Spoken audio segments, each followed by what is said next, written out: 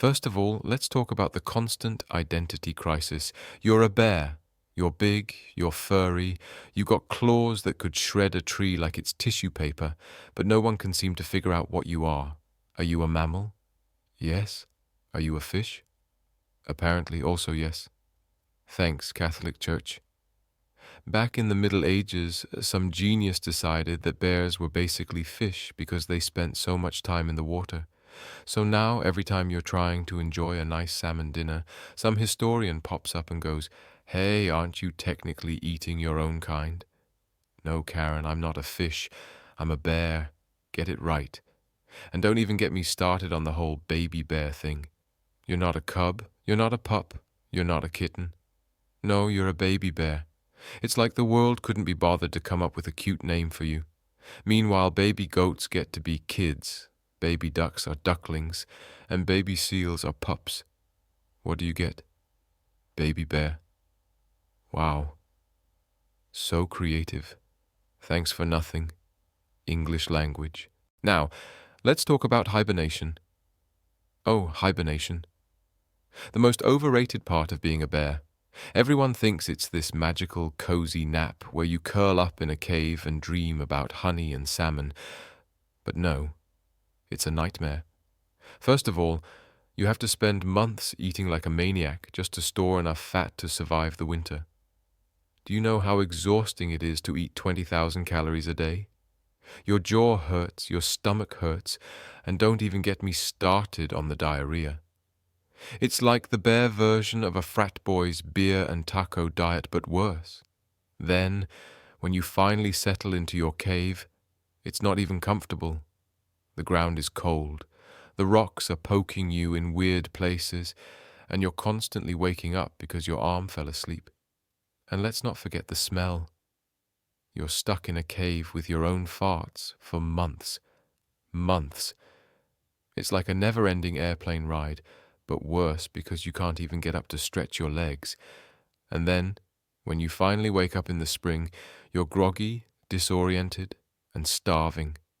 You stumble out of your cave, squinting at the sunlight like a hungover college student, only to realize you've lost half your body weight and now have to start the whole process over again. It's like a never-ending cycle of binge eating and regret. Thanks, evolution.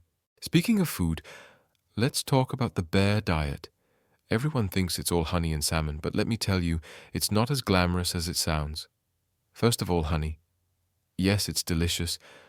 But have you ever tried to raid a beehive? Those little winged demons will stop at nothing to protect their precious honey. You're out there swatting at bees like a maniac, getting stung in places you didn't even know could get stung, all for a few drops of honey. And then, when you finally get the honey, it's stuck in this weird waxy comb that gets stuck in your teeth. It's like nature's version of a candy bar that's 90% wrapper. And salmon? Don't even get me started.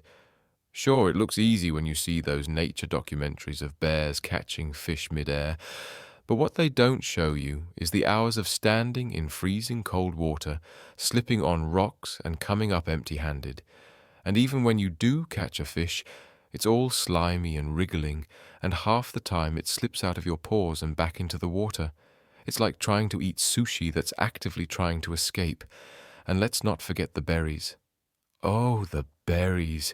You spend hours foraging for these tiny, bitter little fruits, only to realize you've eaten so many that you're basically a walking smoothie. And then, of course, there's the inevitable stomachache, because apparently bears don't get the memo that some berries are poisonous. Thanks again, evolution. Now let's talk about the social stigma of being a bear. First of all, everyone thinks you're a big, scary monster. You're just minding your own business, maybe taking a nice stroll through the woods, and suddenly some hiker starts screaming and waving their arms like you're about to eat them. Newsflash.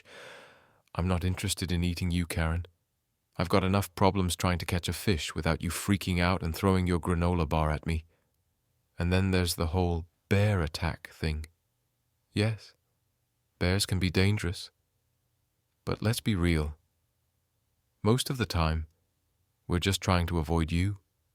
You're the one who decided to set up a tent in the middle of my territory, and then act surprised when I show up to investigate the smell of your s'mores, and don't even get me started on the bear spray. Do you know how much it stings to get sprayed in the face with that stuff? It's like getting maced by a skunk. Not cool, humans? Not cool. And finally, let's talk about pop culture. Bears are constantly being misrepresented. You've got your cuddly teddy bears, your cartoon bears, your talking bears in movies. And what do they all have in common? They're nothing like real bears. Real bears don't wear little hats and vests. Real bears don't talk. Real bears don't sit around eating porridge and complaining about it being too hot or too cold. We're out here trying to survive in the wild, and you're turning us into some kind of cuddly mascot. It's insulting. And don't even get me started on the whole bear thing in the gay community. Yes, I get it. Big, hairy, masculine. Very funny. But do you know how confusing it is to be a literal bear and have people constantly making jokes about you being a bear? It's like, no, I'm not going to the club. I'm not into leather. I'm just trying to catch a fish and take a nap. Leave me alone. Cue sad piano music as the bear stares off into the distance, a single tear rolling down its furry cheek. So there you have it.